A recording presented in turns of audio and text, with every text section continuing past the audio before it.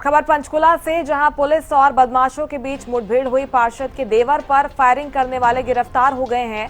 Encounter में दोनों shooters के पैरों में गोली लगी। गोल्डी बराड़ और रोहित गोदारा गैंग के शूटर हैं। बदमाशों ने पुलिस पर 18 राउंड फायरिंग की। पंचकुला में पुलिस और बदमाशों के बीच में मुठभेड़ हुई, 18 राउंड फायरिंग की गई।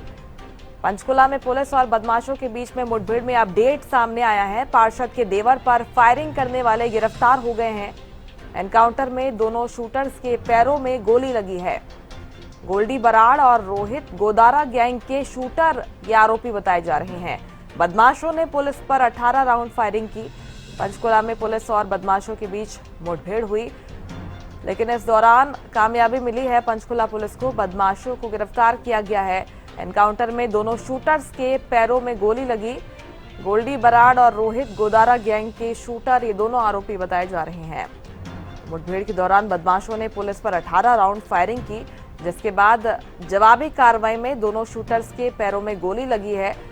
हिरासत में इन्हें लिया गया है। इसके साथ ही अब इनसे आगे पूछताछ की जाएगी, क्योंकि ये गोल्डी बराड़ गैंग के सदस्य बताए जा रहे हैं। इसके साथ ही पुलिस को इस मामले में कामयाबी हासिल हुई है। बदमाशों को दबोच लिया गया है। पंचकुला में पुलिस और बदमाशों के बीच में ये मुठभेड़ हुई। पार्षद के देवर पर फायरिंग करने का ये मामला है। इस मामले में लगातार जांच की जा रही थी, आरोपियों की तलाश की जा रही थी। शूटर्स के नाम सामने आए थे, जिनके बाद मुठभेड़ हुई पंचकुला पुलिस और बदमाशों के बीच में। बदमाशों ने पुलिस पर 18 राउंड फायरिंग की। जवाबी कार्रवाई में दोनों शूटर्स को अब काबू कर लिया गया है। इस मामले में अब उनसे पूछताछ की जाएगी। तारा ठाकुर ज्यादा जानकारी के साथ जुड़ गए हैं। तारा, ये बड़ी कामयाबी मिली है इस मामले में पुलिस को। क्या कुछ प्रारंभिक जानकारी अभी तक सामने आई है, क्योंकि काबू कर लिया गया है दोनों शूटर्स को?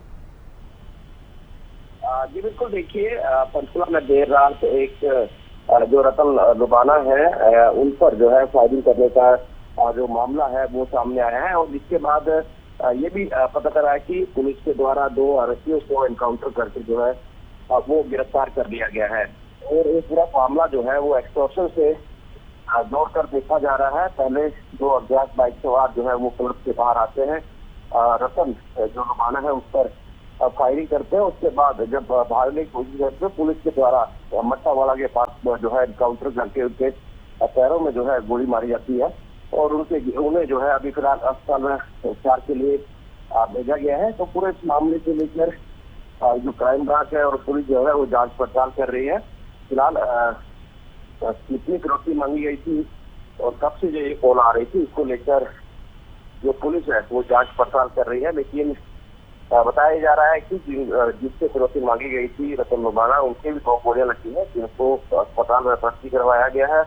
वहां पर उनका उपचार चल रहा है। वहीं पुलिस ने मुस्तैदी दिखाते हुए जो शूटर थे उनको हिरासत में लिया है।